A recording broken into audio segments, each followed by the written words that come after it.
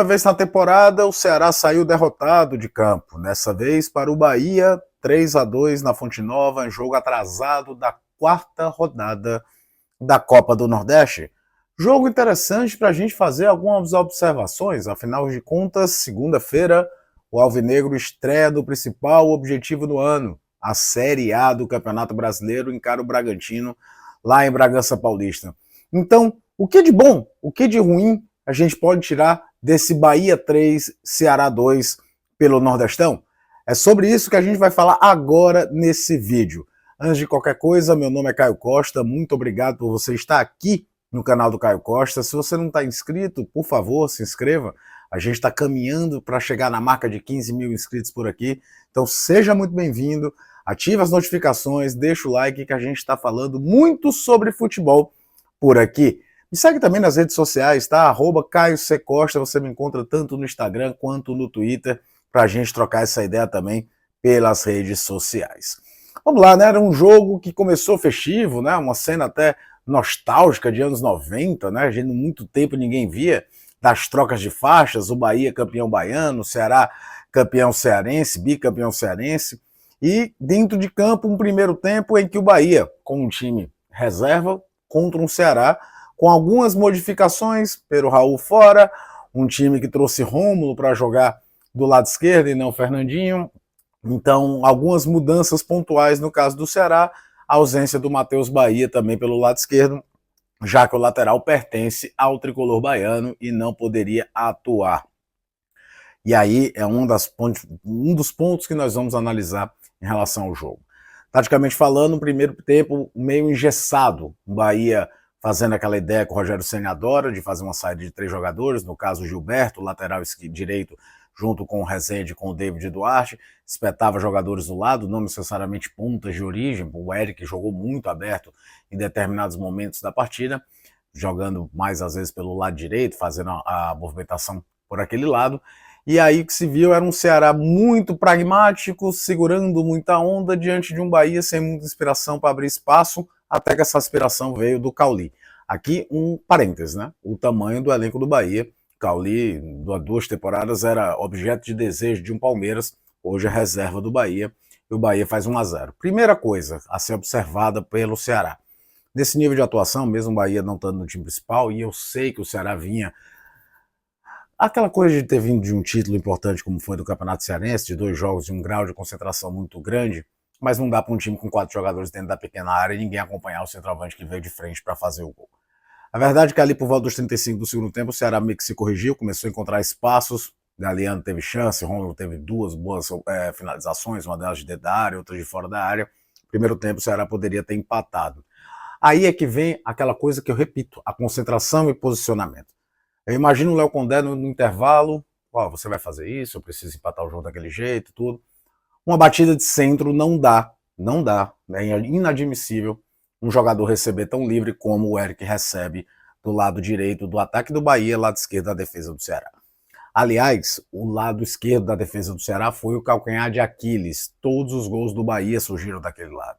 Eu não quero personalizar no Nicolas, tá? Não quero, não vou. Até porque o Rômulo poderia ter auxiliado mais naquele setor enquanto esteve jogando por ali. Mas é uma deficiência, foi um problema, uma situação que mostra, e como o Nicolas ofensivamente também não entregou, mostra como o Matheus Bahia não tem uma recomposição à altura para esse tipo de jogo. O Bahia rapidamente fez 2-0 e ali parecia que o jogo tinha morrido. O Bahia faz um 3-0, um cruzamento que de novo saiu do lado direito, é bem verdade, de um escanteio, aí já tinha entrado o Ademir, o Bahia já tinha começado a colocar seus titulares, e aí ficou aquele clima de, vai acabar o jogo e tudo. Aí vem os fatores positivos. É bem verdade que o gol do Ceará, cruzamento do Rômulo, o gol do Fernandinho, o Fernandinho que já tinha entrado, chamava atenção. A gente pode, se a gente fala das falhas do Nicolas, tem que falar na falha do Ronaldo. Mas voltou a ver aquele Ceará que não desiste dos jogos. Isso é bom. Isso é bom.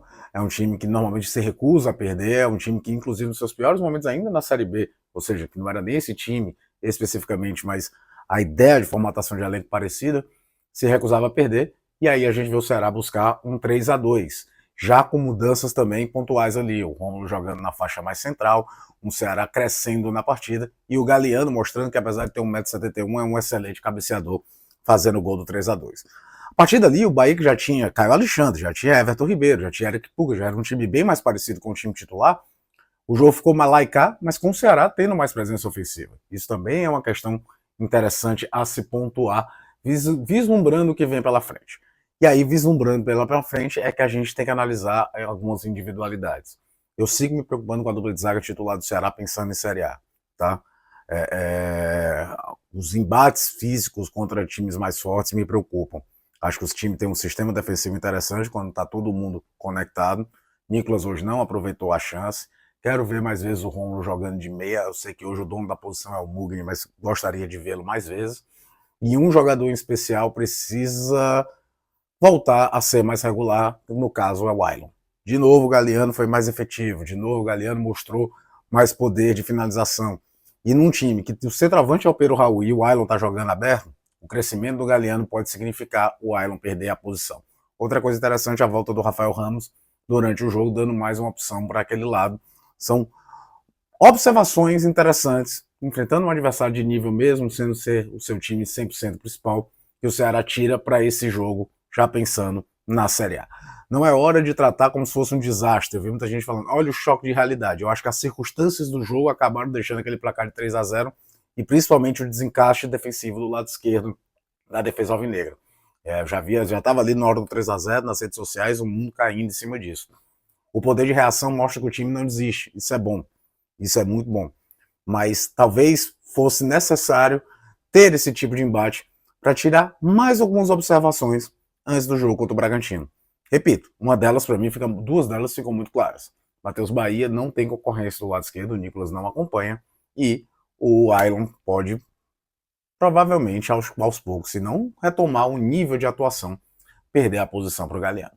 Mas isso a gente só vai saber a partir da próxima segunda-feira, quando o Ceará estreia na Série A.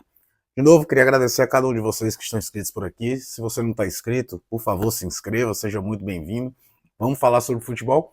E, por favor, use a caixinha de comentários, fala o que é que você achou do jogo, se você concorda com a minha visão dessas observações pontuais que eu fiz em relação a essa partida, essa vitória do Bahia por 3-2 para cima do Ceará. Vamos trocar essa ideia, me segue nas redes sociais e fica de olho que eu estou falando sobre futebol o tempo todo por aqui.